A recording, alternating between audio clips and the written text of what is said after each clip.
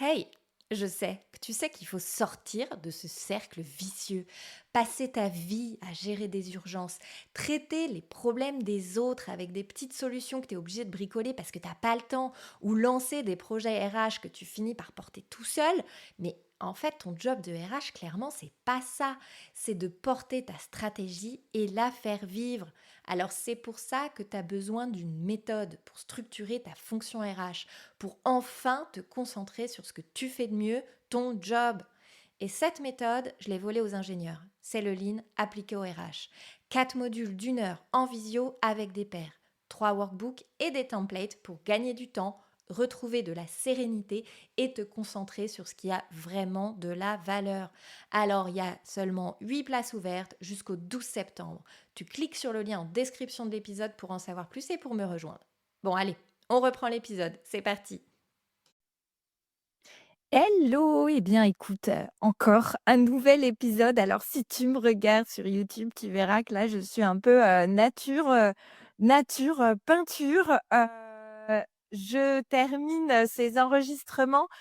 Je t'avoue que je suis quand même assez contente, voilà, d'arriver, au terme. J'ai eu pas mal de péripéties sur cette série estivale. J'espère en tout cas, que toi tu prends, plaisir et que tu apprends des trucs, en écoutant.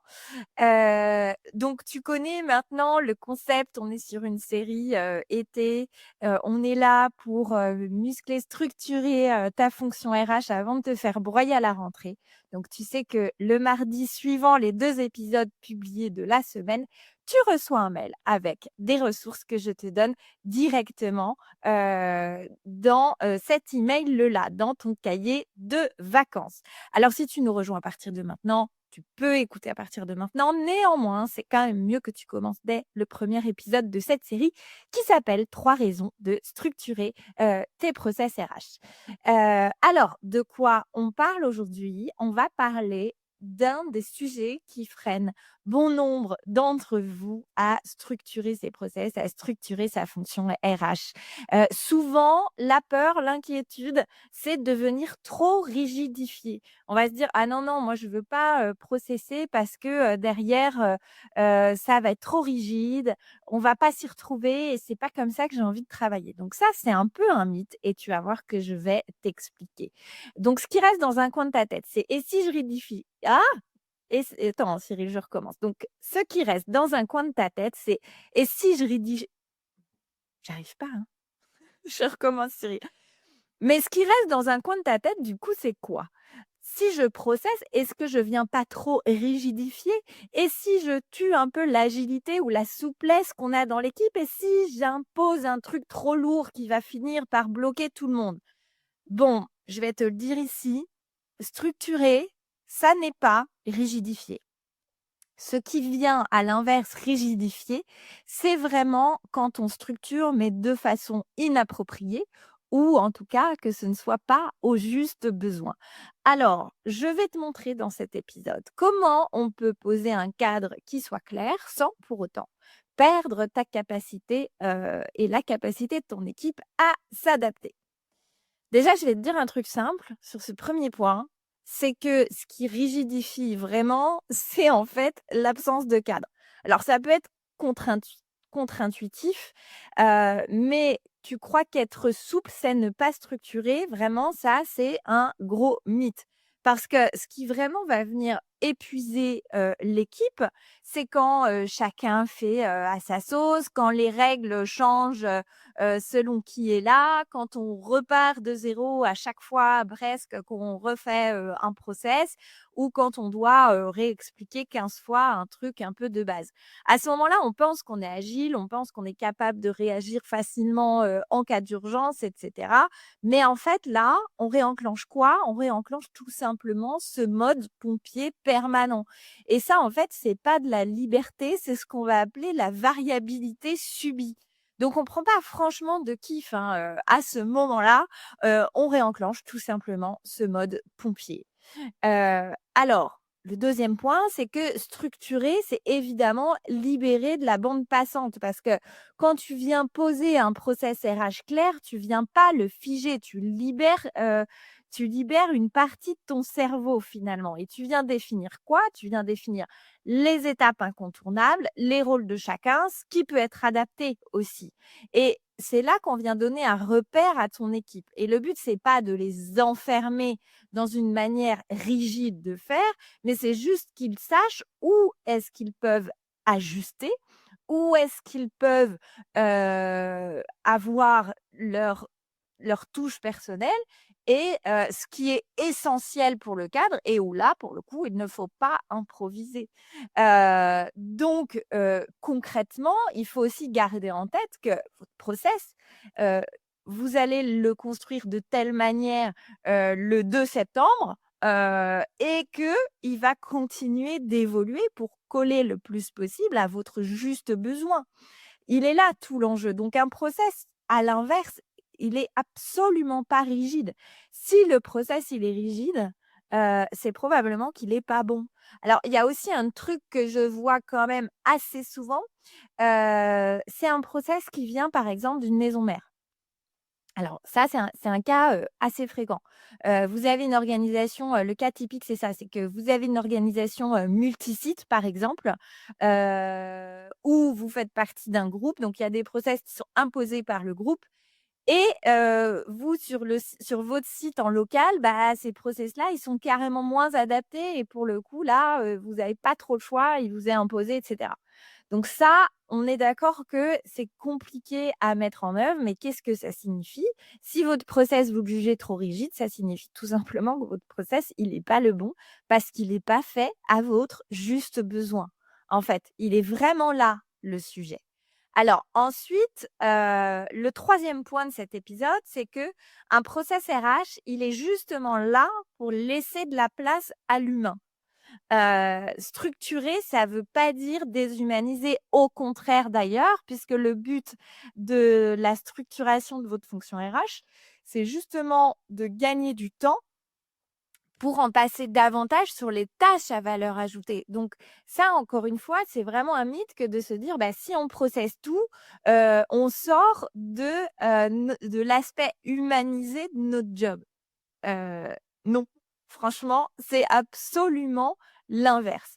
Alors, je rappelle que ce qu'on veut cadrer, c'est les étapes clés, les rôles, de chacun, et quelque part, déjà, c'est une bonne base et ce qu'on laisse ouvert, par exemple, on peut aussi faire des choix. Qu'est-ce qu'on laisse ouvert? Qu'est-ce qu'on laisse à la marge de chacun dans l'équipe? Ça peut être le ton du message, ça peut être la façon, d'interagir. On n'est pas forcément obligé, d'imposer, tel ou tel outil de communication, à telle étape, et c'est évidemment l'adaptation à la personne que l'on a en face, que ce soit, un candidat, que ce soit un collaborateur, que ce soit un manager. Donc un process, c'est pas un script qui est, figé, en fait, et je pense qu'une des questions qu'il faut se poser quand on vient cartographier un process, c'est: «OK, qu'est-ce qu'on laisse à la marge, de manœuvre de chacun?» Et il peut y aussi, y avoir une notion progressive. Si on intègre quelqu'un, au départ, on peut très bien lui donner un process, par exemple, qui soit plus détaillé et au fur et à mesure dire: «Bah, tu vois, sur cette étape-là, on te laisse nous faire des propositions, on te laisse évoluer comme, tu le souhaites». Donc on voit que c'est une trame, ce process-là, qui va justement être au service de l'humain, parce que c'est, in fine, un bon process, c'est le but. Je me répète dans cet épisode, mais oups, je n'ai pas coupé mon téléphone. Mais c'est le but de ce process, c'est justement de valoriser toutes les tâches qui sont les plus importantes et donc quand on est RH, c'est le temps que l'on va passer à accompagner ses candidats, ses collaborateurs, accompagner sa ligne managériale, qu'on va passer à en codir, à développer des projets, stratégiques. Et donc c'est là où ça devient un vrai levier pour que tu puisses avoir plus de temps sur ces sujets qui t'animent vraiment. Alors, ensuite la quatrième partie, c'est tu peux, structurer et faire évoluer et ça va extrêmement bien ensemble. Dans la philosophie, du Lean, l'approche process, elle est relativement claire. Lean, ça veut vraiment dire, de faire, le plus simple possible. Ça fait vraiment partie du fondement de la philosophie. Donc, in fine, ça veut dire quoi? Ça veut dire qu'on n'a pas besoin de développer des usines à gaz. Il faut faire le plus simple, le plus efficace possible. Et derrière cette philosophie, on a une deuxième qui est ce qu'on appelle la boucle d'amélioration continue et c'est là qu'on va, faire évoluer finalement le process dans cette boucle d'amélioration continue. Donc cette boucle d'amélioration continue, elle est basée sur 4 piliers. C'est ce qu'on appelle le PDCA, donc Plan, Do, Check et Act. Donc le plan, c'est on a un problème où on voit une solution d'amélioration, on va la planifier, d'accord? Le D, le Do, on va la réaliser. Le check, on vient, vérifier que ça fonctionne, que ça obtienne les résultats que l'on a attendus. Et le acte, c'est cette partie, on va se dire: «OK, qu'est-ce qu'on retient des enseignements de cette boucle d'amélioration continue, du P, du D, du C et qu'est-ce qu'on valide ou est-ce qu'on recommence parce qu'on a testé quelque chose sur ce process, par exemple, ou sur cette problématique qui ne fonctionne pas?» et ben, à ce moment-là, on revient au départ si toutefois la solution qu'on avait déployée n'était pas satisfaisante ou alors on se dit: «OK, c'est validé». Donc vous voyez que à l'inverse de ce qu'on peut penser, un process, il est justement fait pour évoluer, pour vivre dans le temps et je t'ai parlé plusieurs fois de cette notion, de juste besoin. C'est là tout l'intérêt de se challenger régulièrement, de dire: «Attends, est-ce qu'on n'est pas allé trop loin dans le process? Est-ce que justement il n'est pas trop compliqué?» Ou est-ce que à l'inverse, bah, il faut peut-être qu'on vienne un peu rigidifier des points d'étape pour que ça améliore? Pour que ça améliore, les résultats, pour que ça améliore notre quotidien, pour que ça serve nos clients internes. C'est ça la notion de juste besoin. Donc je t'assure que processiser ou, structurer ta fonction RH, ça ne doit pas se faire au détriment de vos expériences à vous en tant que RH, que vos expériences aussi, collaborateurs, et que ça ne doit surtout pas limiter la souplesse que vous êtes capable, d'avoir dans vos fonctionnements. Alors en conclusion, qu'est-ce que je peux te dire sur cet épisode? Tu as vu que je suis rentrée un peu plus que d'habitude dans de la théorie. Mais en gros, ce qu'il faut retenir, c'est que si tu veux rester agile, si tu veux garder une équipe RH qui soit vraiment humaine, proche du terrain et réactive, bah oui, structurer, c'est une partie de la solution. Mais de structurer intelligemment et donc au juste besoin. Alors, pour t'y aider, ce que je t'ai mis et ce que tu recevras mardi prochain, dans, ton mail avec tes ressources dans ton cahier de vacances, c'est une fiche simple, structurée, sans rigidifier. C'est un atelier rapide que tu peux faire, alors moi je te conseille de le faire en équipe, mais tu peux commencer à le faire en solo, forcément c'est moins idéal, on va dire. C'est, pour poser à plat un process, pour identifier, qu'est-ce qu'on veut vraiment cadrer? Est-ce que ça, c'est nécessaire de tout détailler? Ou qu'est-ce qu'on garde, en souplesse et à la marge de chacun, de chaque intervenant, de chaque partie prenante dans ce process-là? Donc c'est vraiment le meilleur moyen d'avoir un cadre clair, mais qui respire. Alors, tu sais aussi, moi, ce que je te propose pour aller plus loin, parce que cette série d'été arrive bientôt à son terme, c'est pas juste, une formation, théorique. Moi, ce que je te promets, dans le cadre de la formation Voler les pratiques des ingénieurs pour structurer ta fonction RH, c'est, un changement de prisme. C'est transformationnel pour te permettre de passer au niveau supérieur, pour te permettre d'utiliser les outils, que les ingénieurs, que ta direction utilise et c'est de changer de prisme, de changer de regard finalement, sur tous ces sujets autour de la structuration, autour de la résolution de problèmes, et c'est surtout un levier aussi pour faire grandir ton équipe, pour les amener à prendre plus de hauteur sur les sujets, notamment de la résolution de problèmes, mais toujours en gardant en tête cette notion de juste besoin. Donc vraiment, ne va pas être, sur de la théorie pure et dure.